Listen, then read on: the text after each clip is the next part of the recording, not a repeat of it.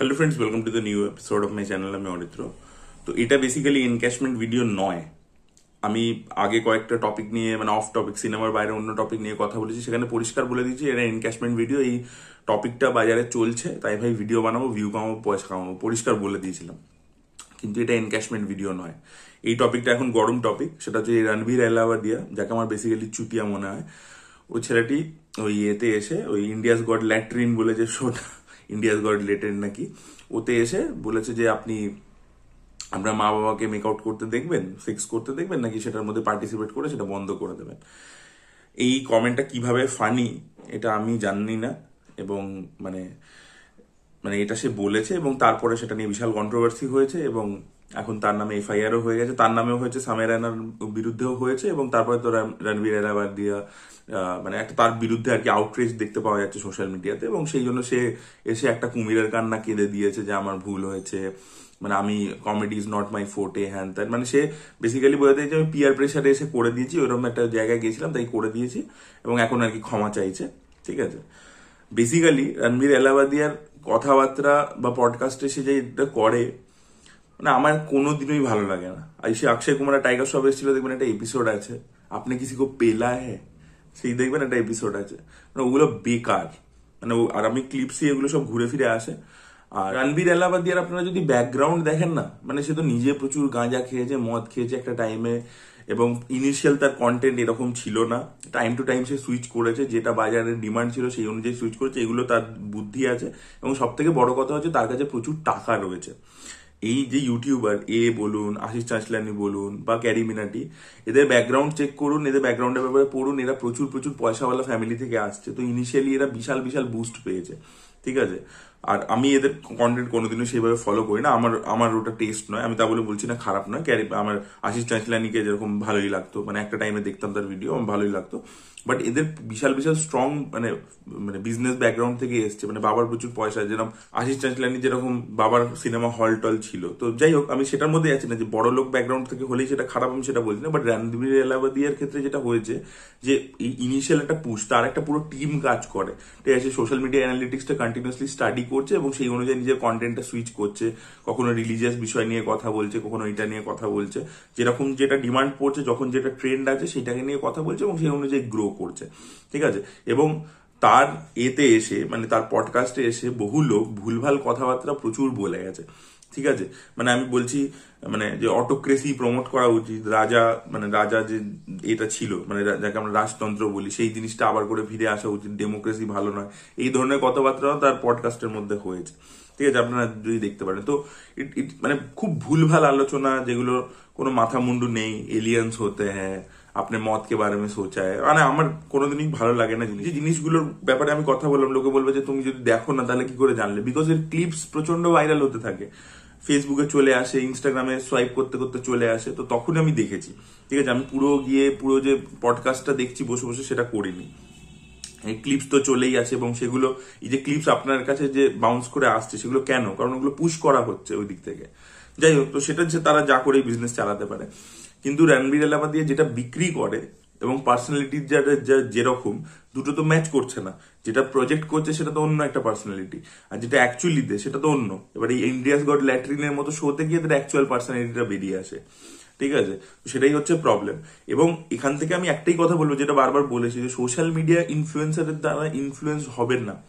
এই যে পডকাস্ট, এই যে একটা কালচার চলেছে, সবাই এন্টারপ্রেনিয়ার হয়ে যাচ্ছে, সবাইকে বলা হচ্ছে তুমি, এই সালমান খান রিসেন্টলি একটা পডকাস্ট এসেছে দাম বিরিয়ানি, সেখানে এই কথাটা বলেছে সালমান খান খুব ভালো কথা বলেছে, যে তোমাকে সবাই অ্যাডভাইস দিচ্ছে, এই করো, মিউচুয়াল ফান্ডে এইভাবে টাকা লাগাও, তাহলেই তুমি কোটিপতি হয়ে যাবে এত বছরের মধ্যে, এখানে বিজনেস চালু করে দাও, চাকরি ছেড়ে দাও। ভাই, কোনটা করতে পারবে এটা তোমার নিজের ব্যাপার, এটা নিজেকে ফাইন্ডিং করতে হয়, এটা কোনোদিনও লোকে তোমাকে বলে দেবে তার কথা শুনে আমি কিছুটা ইনফ্লুয়েন্স হয়ে করতে যাবো। এই জন্য আজকে আমাদের পুরো জেনারেশনটা এত বেশি ডিপ্রেসড কেন, আমাদের কাছে অনেক কিছু রয়েছে মেটেরিয়ালিস্টিক জিনিসপত্র, তা সত্ত্বেও আমাদের পুরো জেনারেশনটা প্রচন্ড ডিপ্রেসড, কারণ আমরা সোশ্যাল মিডিয়াতে আরেকটা কিছু দেখছি বা শুনছি, মনে হচ্ছে আমাদের কাছে সেটা নেই। ঠিক আছে, অথচ আমাদের আগের জেনারেশন, আমাদের মা বাবার জেনারেশন, তাদের কাছে কত কিছু ছিল না, তা সত্ত্বেও তারা কত হ্যাপি ছিল। কিন্তু এখন আমাদের অবস্থা দেখুন। ঠিক আছে, আমাদের কাছে অনেক কিছু রয়েছে, কিন্তু তা সত্ত্বেও আমরা হ্যাপি নই। ঠিক আছে, এবং আমরা প্রত্যেক কনফিউজড। যে কি করছি, এবং খালি অন্য লোককে ইমপ্রেস করবার চেষ্টা করছি যে আমার দেখো লাইফটা কত মানে হ্যাপেনিং, সেটা দেখাবার চেষ্টা করছি। এবং তার মধ্যে কিন্তু এই সোশ্যাল ফেভারিটের কারণ কিন্তু এই ধরনের পডকাস্ট, ইনফ্লুয়েন্সার ইত্যাদিরা, যারা কিছু একটা ঢোকাচ্ছে আমাদের মাথার মধ্যে যে এইটা করো, এরকম করো, ওইটা করো। এই যে ফিটনেস, ঠিক আছে, সবাই সবাই নাকি সিক্স প্যাক বানাবে, সবাই ইন্টারমিটেন্ট ফাস্টিং করবে। আপনি চারিদিকে ইনস্টাগ্রাম খুললে সবাই রিলস, সবাইকার সবকিছু তো যায় না, কারোর কিরকম কন্ডিশন আছে, কেউ আছে মানে আপনি ব্যাপারটাকে জেনারেলাইজ করে মানে একটা সবাই একই রকম হয়ে যাচ্ছে। যার যেটা ফোটে সেটা তাকে নিজেকে খুঁজে বার করতে হবে, যার যেদিকে কলিং আছে সেটা নিজেকে খুঁজে বার করতে হবে, সেদিকে পার্সিউ করতে হবে, ঠিক আছে, সেই দিকে নিজেকে যেতে হবে। ওই কে কি বলে দিচ্ছে সেই অনুযায়ী আমি নিজেকে চালনা করছি, এটা একেবারেই ঠিক নয়, যেটা এই পডকাস্টাররা করে থাকে। যেরকম আমি সেটার মধ্যে যাচ্ছি না, এটা আমার মনে হলো অ্যাড্রেস করা উচিত, তাই বলছি। তো রণবীর এলাহাবাদিয়া যেটা করেছে, আর সামাই রায়নার ক্ষেত্রে যদি বলি, দেখুন সামাই রায়না যে কমেডিটা করছে, লোকে বলবে ওয়েস্টের কমেডি, এখানে করছে তো কি প্রবলেম হয়েছে, ওয়েস্টে তো এই ধরনের মানে অ্যাবিউসিভ কমেডি চলে। দেখুন আমাদেরকে তো এই জিনিসটা মানতেই হবে, দুটো দেশের কালচার তো আলাদা, ঠিক আছে। আজকে সবকিছু আমাকে ওয়েস্টের থেকে এপ করতে হবে, টেকনোলজি আমরা এপ করছি, আমরা তো জানি সেটা, কিন্তু আমার কথা হচ্ছে সবকিছু এপ করতে হবে, ওদের কি সবই ভালো? আজকে ওদের যে একটা সোশ্যাল যে লাইফস্টাইল, সেটা কত নেগেটিভ সাইড আছে আপনারা জানেন? কত নেগেটিভ সাইড আছে ওদের ওয়েস্টের যে লাইফস্টাইল, তার নেগেটিভ সাইডগুলো কি কি আছে আপনারা কখনো পড়ে দেখেছেন বা ভেবে দেখেছেন? ওদের ওখানে কত লোকের এই মেন্টাল ডিপ্রেশন ইত্যাদিতে ভোগে আপনারা জানেন? সেই রেটটা কত বেশি জানেন? তার কারণ হচ্ছে আইসোলেশন। লোকের থেকে আলাদাভাবে আইসোলেটেড লাইফ লিড করে, বাবা মার থেকে ছেলেমেয়েরা আলাদা হয়ে যাচ্ছে একটা সার্টেন বয়সের পরে, ভাবছে নিজের মতো যা খুশি করবো, লাইফ লিড করব, কিন্তু সেটা তাদের উপর কতটা ইম্প্যাক্ট ক্রিয়েট করছে দেখেছেন? ওখানে সুইসাইড রেটস কত আছে দেখেছেন? এগুলো কখনো চেক করে দেখেছেন? আমি জাস্ট একটা অন্য সংখ্যা আপনাদেরকে বলছি যে সিরিয়াল কিলারের পরিমাণ আমেরিকাতে কত বেশি যে দেখেছেন? কেন হয় জানেন? কত লোকে, এই যে ওখানে যেহেতু গান লাইসেন্স পাওয়া যায়, কত লোকে নিজেকে গুলি মারছে, নিজের ফ্যামিলিকে গুলি মারছে, এই রেটস গুলো কখনো গিয়ে চেক করে দেখেছেন? ঠিক আছে, মাইন্ড হান্টার সিরিজটা একবার দেখবেন। ওখানকার সোশ্যাল ফ্যাব্রিকটা ওরকম হওয়ার কারণে যে যে যা পাচ্ছে করছে, নিজের মতো ইন্ডিভিজুয়ালিস্টিক লাইফস্টাইল লিড করছে, কমিউনিটি লাইফস্টাইল লিড করছে না, তাতে তার বাচ্চার ওপর কি এফেক্ট পড়ছে এবং সেই বাচ্চা পরবর্তীকালে কি তৈরি হচ্ছে। যদি সবসময় সিরিয়াল কিলার তৈরি নাও হয় বা মেন্টালি ডিস্টার্ব নাও হয়, সে ভবিষ্যতে একটা অ্যাবিউসিভ পেরেন্ট বা একটা অ্যাবিউসিভ মানুষ তৈরি হচ্ছে। এগুলোর ব্যাপারে কখনো পড়ে দেখেছেন? এই যে লোকে তো ভাবে যে সোশ্যাল মিডিয়াতে দেখে যে হ্যাঁ ওরা নাইট ক্লাবে যাচ্ছে, এই করছে, এগুলো সবই তো ওয়েস্ট থেকে এসছে। তো এগুলোর কি কি নেগেটিভ সাইড হয়েছে ওদের ওখানে বছরের পর বছর ধরে, সেটা কখনো পড়ে দেখেছেন? সেটা পড়ে দেখবেন। তো ওয়েস্টের সবকিছু আমাদের কালচারে আমরা নিয়ে নেবো, এটা কিন্তু কোনোদিনও হয় না। যেটা নেওয়ার আছে, হ্যাঁ, দুটো দেশ আদান প্রদান কি হবে না? এখন ওয়েস্ট কি কিছু জিনিস জাপান থেকে নিচ্ছে না? জাপান কি কিছু জিনিস ওয়েস্ট থেকে নিচ্ছে না? কোরিয়া কি কিছু এখান থেকে নিচ্ছে না? আমেরিকা থেকে সবই নিচ্ছে, কিন্তু সেইটা মানে যতটা অর্গ্যানিক ভাবে হওয়া যেতে পারে ততটাই। নিজেকে ফোর্স ফিট করে যখনই আপনি করতে যাবেন, যেটাই সোশ্যাল মিডিয়া আসার পরে বেড়ে গেছে, তখনই আপনার প্রবলেম হতে শুরু করবে। বিকজ কালচারগুলো অন্যরকম ভাবে তৈরি হয়েছে, আমাদের আপব্রিঙ্গিং, আমাদের কালচার, আমাদের ভ্যালিউজ আলাদা। এবং আমি কোনোটাকে ছোট করছি না, ওদেরটা ওদের মতো, আমাদেরটা আমাদের মতো, ঠিক আছে। যখনই আমি আরেকটাকে জিনিসকে এপ করতে যাব, তখনই প্রবলেমটা শুরু হবে, ঠিক আছে। প্রবলেমটা আপনাদেরকে আমি আরেকটা জিনিস বলছি, এটা সাইন্টিফিক জিনিস, হ্যাঁ, যেটার সাথে এটার কোনো লিঙ্ক নেই, বাট জাস্ট বোঝানোর জন্য যে এই যে ওয়েস্টের জিনিস অ্যাডাপ্ট করতে গেলে কি হয়। আপনি দেখবেন এখন আমাদের এই জেনারেশনে প্রচুর লোকে ডায়াবেটিস হয়ে গেছে, এবং বাচ্চাদের অব্দি ডায়াবেটিস ধরা দিচ্ছে, ঠিক আছে, জুভেনাইল ডায়াবেটিস ধরা পড়ছে। কি করে হলো? কিছু বছর আগে অব্দি তো সেটা ছিল না। আমরা যখন ছোট ছিলাম আমাদের তো ডায়াবেটিস হয়নি, বা আমাদের বাবা মার জেনারেশনে কত লোকে হেলদি ছিল, বা তার যদি দাদুদের জেনারেশন দেখেন তারা আরো বেশি হেলদি ছিল। তো তাহলে কেন হয়েছে? এই যে যখন এই যে ফাস্ট ফুড, জাঙ্ক ফুডের ব্যাপারটা যখন 90s এর পর থেকে এত বেশি পরিমাণে আমাদের ইন্ডিয়াতে বাড়তে শুরু করলো, আজকে একটা KFC চলে আসছে, ম্যাকডোনাল্ডস চলে আসছে, এই কিছু সবকিছু চলে আসছে, যে ধরনের খাবার। আর আমাদের দাদুদের জেনারেশনের ন্যাচারাল খাবার দাবার খেয়েছে, ঠিক আছে। এবার কি হয়েছে, সেই সময় বডি, ঠিক আছে, জিন একভাবে ওই ন্যাচারাল ফুডটাকে প্রসেস করে অভ্যস্ত, সেই জিনটাই তো ট্রান্সফার হচ্ছে জেনারেশন বাই জেনারেশন। এবার আমরা হঠাৎ করে এসে এত রকমের জাঙ্ক ফুড, এত রকমের বাজে কোয়ালিটি ফুড মানে কনজিউম করা শুরু করছি, যেগুলো বাইরে থেকে আসছে, মানে বাইরের মডেলে তৈরি করা, মানে ওয়েস্টার্ন মডেলে এখানে এখন প্রচুর খাবার দাবার বিক্রি হচ্ছে। এই পিৎজা, বার্গার, এগুলো কোনোটাই তো আমাদের নয়। তো সেই জন্য আমাদের কিন্তু বডি যেহেতু একভাবে জিনটা মানে তৈরি হয়ে আছে, তার কোডিংটা একরকম, সেটা অন্য জিনিসকে যখনই প্রসেস করতে যাচ্ছে, অনেকের হচ্ছে না, আবার অনেকের হয়েও যাচ্ছে। তাই জন্য আরো 20-30 বছর টাইম লাগবে এই সুগারটা পুরোপুরি যেতে, এটা আমি বলছি না, আপনারা সার্চ করে গুগলে দেখে নিতে পারেন। এটা নিয়ে একটা পেপারও হয়েছে, মানে রিসার্চ পেপার, অনেক ডাক্তাররাই আর কি এটা নিয়ে রিসার্চ ইত্যাদি করেছে। আমি জাস্ট এক্সাম্পল দিলাম যে সবকিছু দুটো কালচারের সাথে যায় না। সেটা মানে হেলথ হতে পারে, সেটা লাইফস্টাইল হতে পারে, সেটা যা কিছু হতে পারে, ওয়ার্ক লাইফ ব্যালেন্স হতে পারে, সবকিছু আলাদা, দুটো কালচার আলাদা, ঠিক আছে? তা বলে কি একটা আরেকটা থেকে নেবে না? সবকিছুতে নেবে, লিটারেচার, আর্ট, সবের মধ্যেই দেখবেন একটা আদান প্রদান হতে থাকে, বাট সেটার একটা লিমিট থাকতে হবে, ঠিক আছে? সেই লিমিটটা ক্রস করলে প্রবলেম। আর এই সামিয়া রায়নার কমেডি পছন্দ নয়, ঠিক আছে? আমি এর শো কোনোদিনও ফলো করি না, এই ক্লিপসই দেখেছি। এবার আমার সামিয়া রায়নার এই ব্যাপারটাকে নিয়ে অনেকদিন আগেই কথা বলা ছিল, দেখবেন এই আরজি করে ঘটনাটা যখন হয়েছিল তখন একটা কন্ট্রোভার্সি হয়েছিল, ঠিক আছে? একটি মেয়ে এসেছিল ওখানে শোতে, এসে একটা কথা বলেছিল, তখন আমাদের এই রিভিউ কমিউনিটির একজন এটাকে কল আউট করেছিল, ঠিক আছে? একটা ভিডিও বানিয়েছিল একটি চ্যানেল, এবং আমি সেখানে কমেন্ট সেকশনে দেখছিলাম, মানে হঠাৎ করে সেই ভিডিওটা আমার চোখে পড়ে, আমি তার কমেন্ট সেকশন দেখছিলাম ম্যাক্সিমাম লোক সামিয়া রায়নাকে সাপোর্ট করছে, বলছে আরে কমেডিতে তো চলে। কলকাতায় কি ঘটনা ঘটেছে সেটা আপনারা প্রত্যেকে জানেন, সেটা কতটা ডেঞ্জারাস ছিল, সেটা রিলেটেড একটা জিনিস হয়েছে। সে ভালো পয়েন্টই রাখছে, সেই ইউটিউবার কিন্তু খুব লজিক্যালি এক্সপ্লেন করে বলছে, এবং ওই কমেডিটাতে তার কি মানে প্রবলেমেটিক মনে হচ্ছে সেটা বলছে। কিন্তু কমেন্ট সেকশনে আমি দেখছি যে প্রচুর লোকে বলছে হ্যাঁ হ্যাঁ কমেডিতে তো এটা চলে, তুমি কেন কমেডিটা নিতে পারছো না, এই করতে পারছো না, এই ধরনের কথা তাকে বলেছে। তো আমি ভাবলাম যে ভাই, একটা হিউজ চাঙ্ক অফ মানে মানে ইয়াং ছেলে মেয়েরা আছে যারা একে ফলো করছে, এবং তারা মানে এতটা ডিভাস্টেটিং ব্যাপারকেও খুব তুচ্ছভাবে দেখতে পারে, এবং সেটাকে কমেডির নামে চালিয়ে দিতে পারে, ঠিক আছে? এটা কিন্তু একটা হিউজ অডিয়েন্স তৈরি হয়েছে কিন্তু, ঠিক আছে?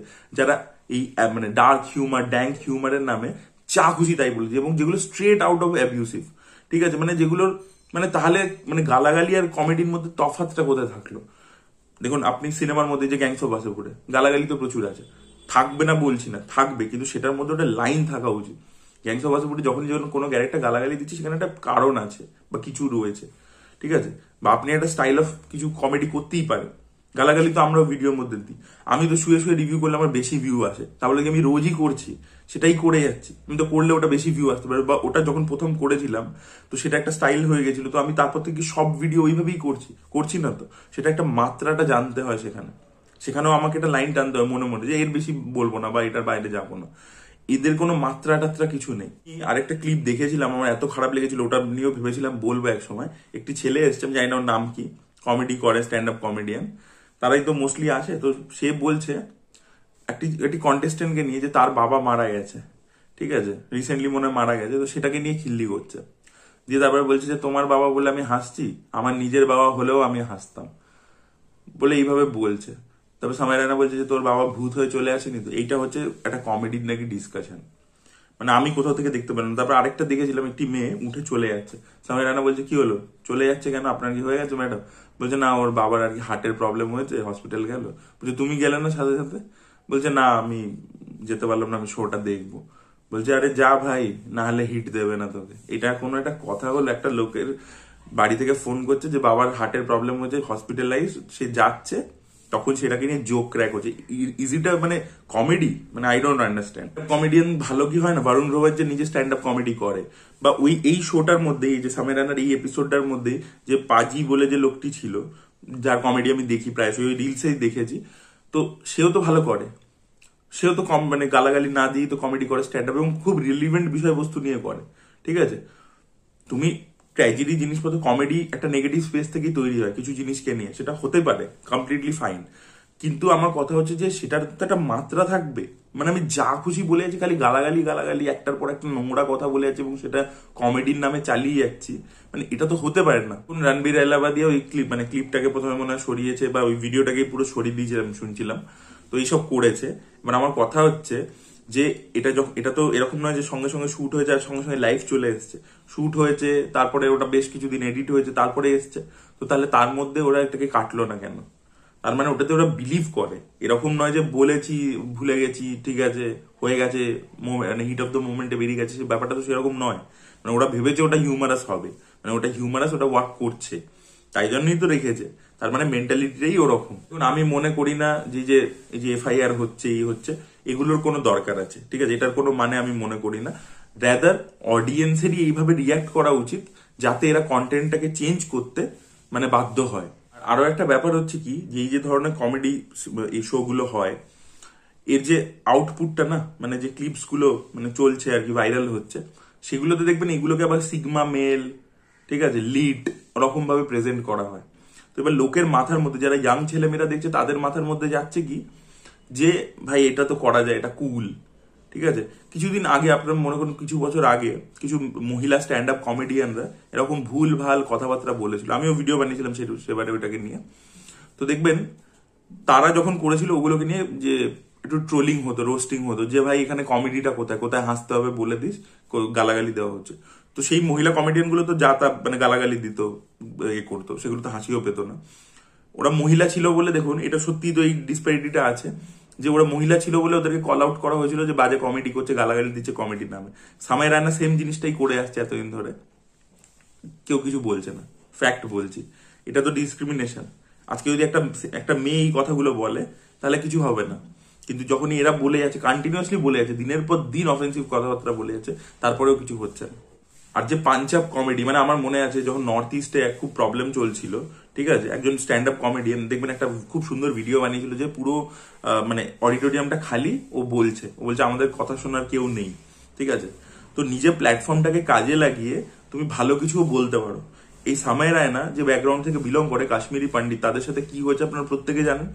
কোনোদিনও দেখেছেন ওই প্ল্যাটফর্মটাকে ব্যবহার করে একটা কিছু পাঞ্চ আপ কমেডি করেছে, যে স্যাটারিক্যাল টেক দিয়েছে, কিছু বলেছে ওই সিচুয়েশনটার ব্যাপারে, নিজের কমিউনিটিকে এম্পাওয়ার করেছে? কোনোদিনও দেখেছে? রাদার নিজেকে নিয়ে খিল্লি করে, নিজের কমিউনিটিকে নিয়ে খিল্লি করে। পাথর পড়েঙ্গে ভাই, পাথর। কোনো জানেই না যে ওটা কি বলছে, তার পিছনে কি ইতিহাস রয়েছে। আসলে ও যে জেনারেশনে জন্মেছে সেটা আগের ব্যাপারগুলো ও কিছু দেখেনি, তাই ওই ফিলটা করতে পারছে না। আই এম ভেরি শিওর আমার কমেন্ট সেকশনে, এই ভিডিওর কমেন্ট সেকশনে প্রচুর এরকম লোকে এসে গালাগালি দেবে, হ্যাঁ ভাই কমেডি বুঝিস না, ভাই আমি বুঝতে চাই না এরকম কমেডি, সিরিয়াসলি বলছি এরকম কমেডি বুঝতে চাই না, ঠিক আছে।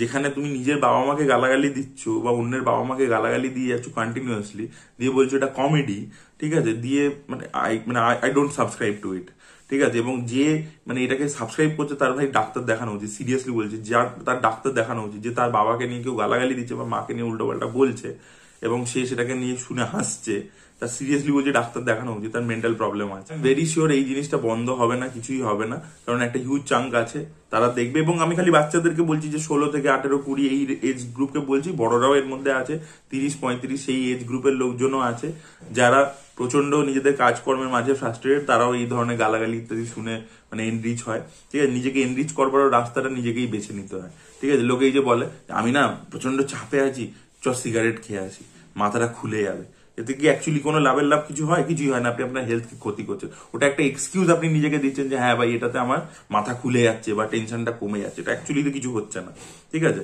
তো সেম ভাবে আপনি যখন একটা মানে কাজ কর্মের মধ্যে রয়েছেন, হ্যাঁ আমি খুব অফেন্সিভ হিউমার দেখছি, ভাই মজা দিচ্ছে আমাকে, তাই জন্য আমি টাইম পাসের জন্য দেখছি, ঠিক আছে। এই ধরনেরই তো লোকে গার্বেজ কনজিউম করে। এই যে রিলসও তো তাই, রিলসও তো এটার নামে একটা গার্বেজ, যে আমি কিছু মানে আমার টাইম নেই, 2 ঘন্টা ধরে ওটা দেখে যাচ্ছে। 2 ঘন্টায় সে অনেক কিছু এনরিচিং কাজ কিন্তু করতে পারতো, ঠিক আছে, বই পড়তে পারতো, ভালো সিনেমা দেখতে পারতো, ভালো গান শুনতে পারতো, সেগুলো করবে না, সে রিলস দেখে যাবে এবং সেখানে যা খুশি তাই হয়ে যাচ্ছে। এই সামাই রায়না বা রণবীর এলাহাবাদিয়ার মতো লোকেরা এই যে আজকে স্টার্স হয়ে গেছে, this shows is directly proportional যে সোসাইটি কোন দিকে যাচ্ছে। লোকে আগে নিজেকে সমৃদ্ধ করবার চেষ্টা করতো, যার এই মানে অপশনটা ছিল, সে নিজেকে সমৃদ্ধ করবার চেষ্টা করতো, মানে নিজেকে বেটার করবার চেষ্টা করতো, ঠিক আছে, থ্রু ভেরিয়াস মিডিয়ামস, বিভিন্ন জিনিস নিজেকে মানে শিখিয়ে এনরিচ করবার চেষ্টা করতো। এখন উল্টোটা হয়, যার কাছে অনেক কিছু রয়েছে সে নিজেকে ডিগ্রেড করবার চেষ্টা করছে বিভিন্ন মাধ্যম দিয়ে, ঠিক আছে। এটা হয়ে গেছে প্রবলেমটা, ঠিক আছে। এবং তাই জন্য দেখবেন একটা 11-12 ছেলে পরীক্ষার আগের দিনকে লিখছে how to pass exam in 1 night বা how to complete the syllabus in 1 hour, ইউটিউবে লিখছে, দিয়ে রিলস দেখে যাচ্ছে। আমরা 11-12 এটা ভাবতে পারতাম না, ঠিক আছে। এইটা হয়ে গেছে পরিস্থিতি। আপনি বলবেন যে আচ্ছা কি হয়েছে, ওর হয়তো ইন্টারেস্ট নেই বা পড়েনি। কথাটা হচ্ছে পড়েনি, চিন্তাটাও মাথার মধ্যে নেই যে বাবা মা আমার পিছনে এত টাকা খরচা করেছে, ঠিক আছে। প্রবলেমটা হয়ে যাচ্ছে সেখানে, যে আমার কেরিয়ারকে নিয়ে আমি সিরিয়াসই নই। যে কোনো ফিল্ডে যাই করতে যাও সেটাতে একটা বেসিক পড়াশোনা লাগবে, কিন্তু সেটা নিয়ে কোনো ভাবনা চিন্তা নেই। সবসময় রিলস দেখে যাচ্ছে, লোকে মোটিভেশন দেবে, লোকের মোটিভেশন শুনে এই হয়ে যাব ওই হয়ে যাব, কল্পনার জগতে রয়েছে, ডে ড্রিমিং করছে, চোখ খোলা রেখেই স্বপ্ন দেখছে, সারাক্ষণ মোবাইল দেখাচ্ছে সেই স্বপ্নটা এবং দেখে যাচ্ছে এবং যা খুশি করে যাচ্ছে। কোনো গোল নেই, কোনো পারপাস নেই জীবনে, কোনো এম নেই, সেটার প্রতি কোনো খাটনি নেই, কিচ্ছু নেই, জাস্ট রিল স্ক্রোলিং হয়ে যাচ্ছে। আর যে যেখানে রয়েছে কিছুটা অ্যাচিভ করে গেছে, তারপরে সোশ্যাল মিডিয়া পেয়েছে, সে সেখানে স্ট্যাগনেন্ট হয়ে গেছে, সে সেখান থেকে আর এগোতে পারছে না, তার মাইন্ড স্ট্যাগনেন্ট হয়ে গেছে, সেখান থেকে সে আর নিজেকে সমৃদ্ধ করতে পারছে না। যতটা পৌঁছেছিল সোশ্যাল মিডিয়ার মানে আসার আগে অবধি, তখন অবধি যা তার রিচ হয়েছিল ব্রেনটা, তারপর থেকে আর সে নিজেকে গ্রো করছে না বা ডেভেলপ করছে না বা চারটে নতুন জিনিস জানবারও চেষ্টা করছে না। এইটা হয়ে গেছে রিয়েলিটি। আপনাদেরকে বললাম, শুনতে খারাপ লাগবে, বাট এটা হচ্ছে আমাদের সোশ্যাল ফেব্রিকের এই মুহূর্তে অবস্থা। So that was it. Thank you so much, by.